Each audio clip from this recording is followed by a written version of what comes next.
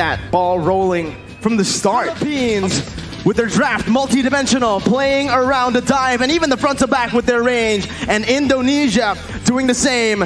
Let's jump into the land of dawn for game number 1. Just like that, ladies and gentlemen, we are underway. Both junglers seem to be prioritizing clearing with that Demon Slayer emblem, but right now, it seems like Taz will be alone, and that will mean that he will be clearing a lot less faster compared to Del Rosario.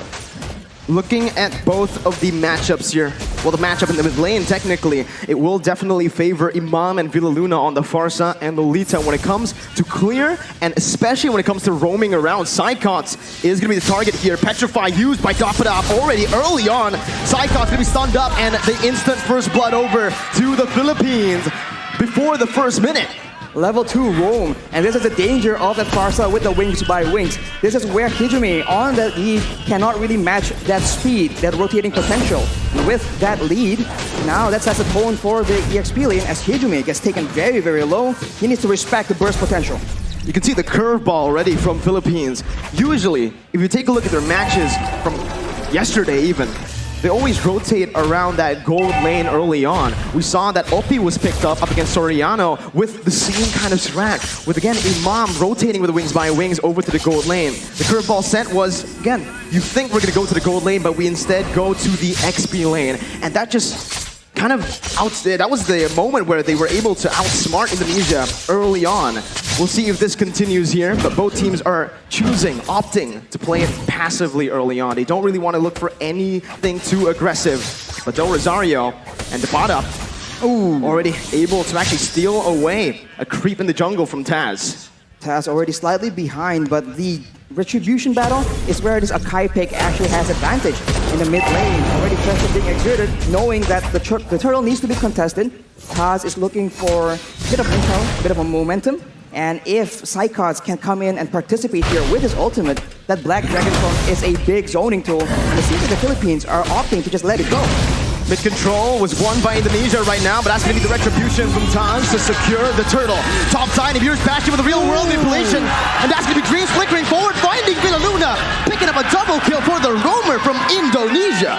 What a turn of events right here. Letting go of the turtle, going for the topside play, but still falling short as Indonesia actually makes a play. Del Rosario is stuck in a 1v1, but it's a retribution battle, and actually Taz comes out on top. Without the retribution, Taz plays it really well with that heavy spin. He was trying to buy time to get that retribution cooldown back, but he didn't even need it. He was able to steal it away. Now, 2 minutes in, Arashi, again, we need to talk about that. Indonesia opted to play around the turtle, getting the turtle onto their hands. Philippines, they opted to rotate, maybe even trade in the gold lane, but they weren't able to find any kills. It's because they don't have a lot of combos, but look at here, Taz getting bursted down. Gonna be taken down here by the damage from Imam. Del Rosario tanking a whole lot. Pops that Appraiser's Wrath as Dreams is gonna be stunned up. They're looking for more right now. Dreams gonna be collapsed on as Tapata rotates as well. It's that ultimate bonding experience already in the 3rd minute. They're grouping up. And it's that speed that the Philippines can use to outmaneuver Indonesia. When going gets tough and the combos come in from Indonesia, the Filipinos have speed in their hands and they are using it again in the top side. But fortunately, Brands will not be targeted just yet. The waves, as you can see, is what is important here. If the Filipinos can use this wave pressure to actually roam around faster, it doesn't even matter if the Indonesians have superior engage.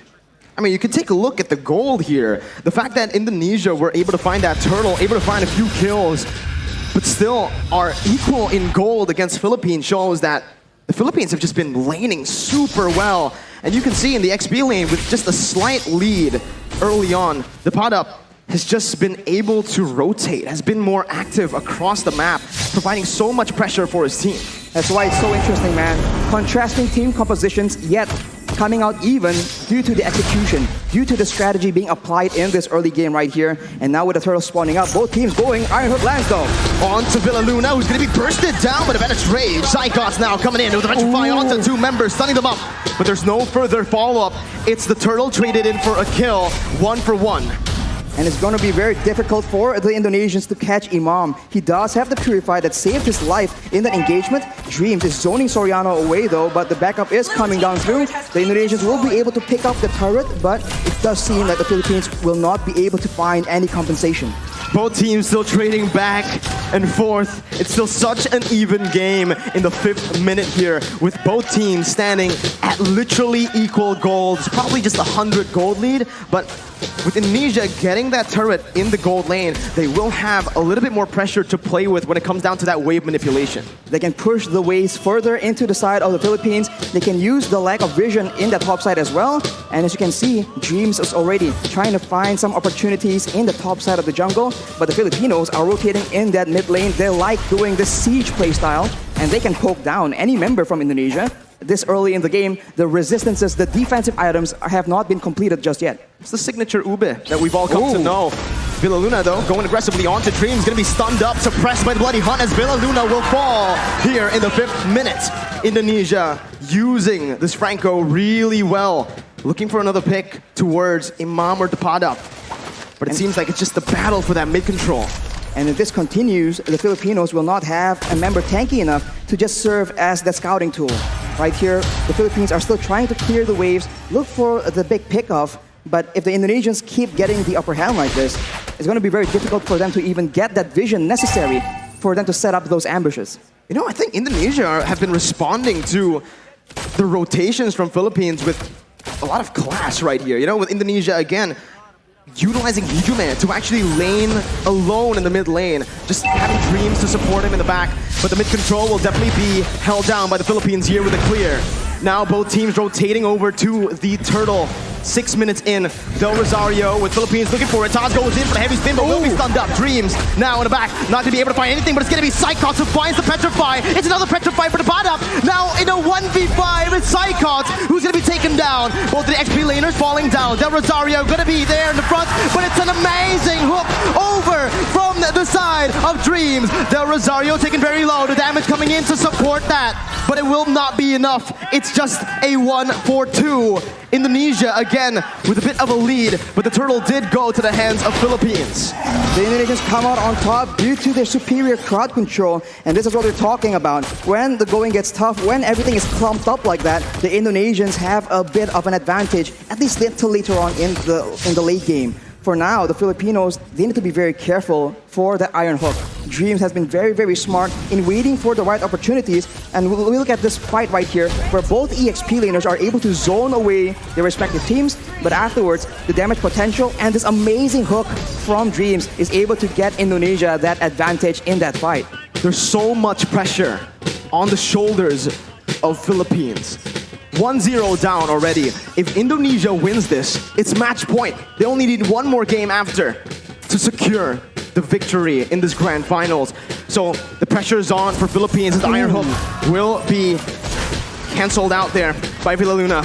Now it's Indonesia who are looking to get that mid turret. They're looking to get that mid turret, and they have pressure on the side lanes as well. So the jungle is no longer safe for Del Rosario to start farming into, and without any tanks available, as we mentioned earlier, it's going to be very difficult. Brands with the Nibiru's Passion, that's a lot of damage, but that is conversion coming in from the Philippines. That's a taunt coming in. Hijume going to be bursted down by the pod up in the back with the help of the Feather Airstrike. A 1-for-0 right now, but Indonesia, they choose to back away, not wanting to go for a 4v5. 5 seconds for the Lord, and Philippines will need to go for this right now with a man advantage. The adjustment coming in from the Philippines is so good right now. They are a team that wants to go front to back, but given the right circumstances, they understand that they can flank around and actually catch the backlines from the Indonesia off guard, but that is what Teams is able to do with the Iron Hook. A beautiful Feather Airstrike there to save Villa Luna, but now Psychos jumps in with the Black Dragon form, able to find a Petrify, taking the kill onto Villa Luna. The pod up on the backs right now, jumping in. Brand still able to cut away. Taz dealing a whole lot right now as Del Rosario and Soriano are on to the Lord. Taz looking for the steal right now at the real world, but Blake will be able to find the 2 members immobilized. Taz versus Del Rosario as the pod up comes in. That's Abby's favorite. That pod up finds the steal onto the Lord. Del Rosario now trying to back off with Taz as well. The pod up still coming in, providing that escape for Del Rosario. And Philippines come out on top. They're on the back foot, but they find the fight that they require, and Dapdap with that Benedetta. Just so good, zoning everyone away, and somehow, some way, securing that turtle as well. we'll see that the real manipulation has been fought by Hijumi here to zone the Filipinos away.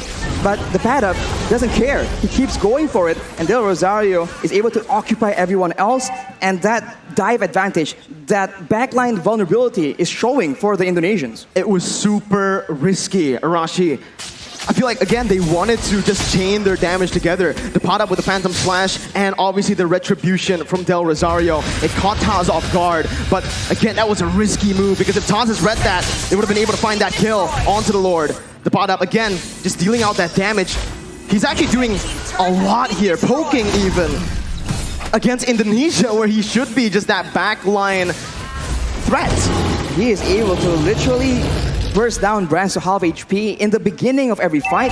And when you're that low against a Farsa, against a Leslie, it makes it very difficult for you to have any impact at all in these big team fights. And look at that. One bolt from the Feather Airstrike is able to chunk Hijumi down to half HP. That is what the Indonesians are dealing with right now. And in contrast, Hijumi has finished his glowing wand, so the poke game, the DPS is higher. But if the Filipinos can get the burst early on, it won't matter. The tides have turned. Now it's Philippines with the lead. More pressure to play with around that mid lane as well with the tier 1 taken down. Indonesia are going to find it extremely hard to actually contest for this mid control. Even though they have a lot of clear with their heroes, with the Eve and the Beatrix obviously, it's still again Soriano who's going to be able to open up the map. Taz going to be caught here. A lot of damage placed onto him. The Illuminati blast as well, flickered forward. Taz gets out with a heavy spin. Philippines backing up, playing around still that bottom side river. They made an aggressive play there, but the Lord is not up, so the Indonesians will be able to reset and wait for the next opportunity. But you can see the difference right here. The Filipinos are the ones setting up, waiting for an engage, waiting for a chance to just burst someone down from the side of the Indonesians. Unless the Indonesians can secure those defensive items, some physical and magical defense, it's going to be very difficult for them to even be in the picture for those neutral objective contests. We're creeping in towards that late stage of the game. Let's talk a little bit about the draft, Arashi. Who has the edge when it comes to that late game for both Philippines and Indonesia? In a weird way, it does seem very, very even, but of course, it depends on how the team fight goes. The Filipinos have true damage in their favor, and they have AoE, but a pickoff in the top lane with Brands and Dreams finding a kill to the pot up, the man that's been such an impactful player around these neutral objective takes. And just like that, you can see Indonesia circling around the Enhanced Lord, looking for it, trying to commit onto it. Without the pad up in the picture, the Indonesians can have an easier time. They might be using this Lord to just bait out some fights. Hijumi has the Ice Queen's wand, so if the Filipinos miss position, the Indonesians can definitely capitalize unless Hijumi almost gets taken out, and now the Indonesians pop the Black Dragon for him. Del Rosario on the flank right now, jumping in, looking for the steal. Hijumi finds it, secures it for Indonesia as Villa Luna's Lumina Blast is going to be cancelled out. Del Rosario falling. Indonesia turning the game again towards their favor. 13 minutes in with the Enhanced Lord and an amazing snipe from Brands to connect onto Imam. Dreams looking for the hook once again. Villa Luna not having the shield. It is just going to be Indonesia looking for a slow push with the Enhanced Lord. They do not want to overextend. And in the long-range department here, Farsa and Leslie against a Beatrix and a Yve. It's a bit funny because both have burst damage, and DPS-wise though, I think the Indonesians have it. So if they play the prolonged long-range game, I think Hijumi might just be able to do a lot more damage than Imam. But of course, it depends on what the whole team wants to do. With the Lord approaching now, with the towers falling down consistently for the Indonesians, they're waiting for an opportunity. And this is where the Filipinos have a chance to go for that massive engage to try and turn things around. Top lane. That's the Enhanced Lord marching down with the mid lane as well, coming in. Indonesia looking for that three-way push. Dreams looking for the flanks right there, looking for a pickoff. A good feather airstrike to zone Hijumi away, as it's a beautiful micromanagement from Team Philippines as they are able to defend, losing only one base turret right now. Dreams almost finding that hook, but will not be able to. Only one base turret falls in that skirmish, in that siege. You can see the discipline and the care that the Indonesians are using right now. They would usually go for an engage and perhaps go for a big fight, but they know against the Philippines, that could be the exact play that allows them to come back. If you take a look at the levels right now, Brands and Taz already at level 15, they definitely have a bit of an edge compared to the Filipinos, but soon at about the 15 to 16 minute mark, it will no longer matter. The gold advantage will be moot because both teams will have a full inventory slot. Now it comes down to the vision game. When we're at this point with just the base turrets left standing, Philippines needs to be extremely disciplined when it comes down to opening the jungle up. You can see they're grouping up towards that purple buff for Del Rosario. Brand's able to siege down that base turret in the bottom lane with the Renner. Now the mid lane base turret is all that is left. Some vision there provided by Philippines over to the bottom side jungle. But Indonesia will choose to play it disciplined, not wanting to go for anything too crazy, as we are going to take a look at the item check here in 15 minutes. Well, Imam definitely has an abundance of damage right here. The Holy Crystal and the Divine Glaive penetrating the magical defense and also gaining a lot more magic power in the process. Along with that though, if you itemize for that magical damage, Soriano has a full inventory slot as well with the BOD. So if Brands gets chunked low enough, one hit is all it takes. And if he's out of range, the snipes are still an option as well. The Lord dance here from both these teams will decide how this game turns around. We'll see again. Indonesia still holding on to that lead. Again, with the waves being manipulated as it is, slow pushing in the top lane and that bottom lane. Philippines will have to send a few members, or maybe just one member, to just stay in the base defending. Again, Indonesia will have a little bit of a man advantage here, forcing the errors to come through from Philippines as they look for the enhanced Lord in the 16-minute. That's a hook again. Dreams reading it out well, but it's going to be the stun coming in from the Lord. Immortality popped in. Brands dodging away from Feather Airstrike. Del Rosario looking for flanks right now. Is activating the heavy spin. And that's the Lord secured by Indonesia. Luna blast by with a Luna. Cancelled out by Taz. Soriano massive in the back line. Still able to find Psychots. Both teams, again, just trading Dreams with a concealed play, looking for a hook. Del Rosario and the rest of the Philippines will be able to play around those mini waves to stop the hook from connecting. It's a 1-for-1. Lord for Psychots. Lord for Psychots, and that is calculative gameplay coming in from the Indonesians. Knowing that the Padap is on the other side of the map, they go for that Lord play, and they were able to catch the Filipinos off guard. And now, look at a hook! Hitchman with the help of Brand snipes them down! The bottom onto the back line, dealing a whole lot of damage. The Mirror's Bastion from Brands, spraying them down with the help of the real world manipulation. Hitchman takes them down. It's a 3-4-0 for Indonesia. Del Rosario, they praise us Brand 1v3, taunting Dreams up, but Brands will be able to melt him down. Soriano tagged down. It's a triple kill for Brands, and it's match point for Indonesia. What a fight by the Indonesians, knowing that they have an advantage, landing the hook at the right moment. Dreams on the Franco enables his team yet again, and the Filipinos are on the back foot right now. They need to adjust. What a start to the series, but it might be the beginning of the end for Philippines. It's match point, Arashi. We mentioned this. Losing here, it's a lot to take in. It's 2-1, 2-0 actually currently, because again of the +1 that Indonesia has. Everything from Indonesia, the damage is unreal, especially from Brands on the Beatrix in the late game.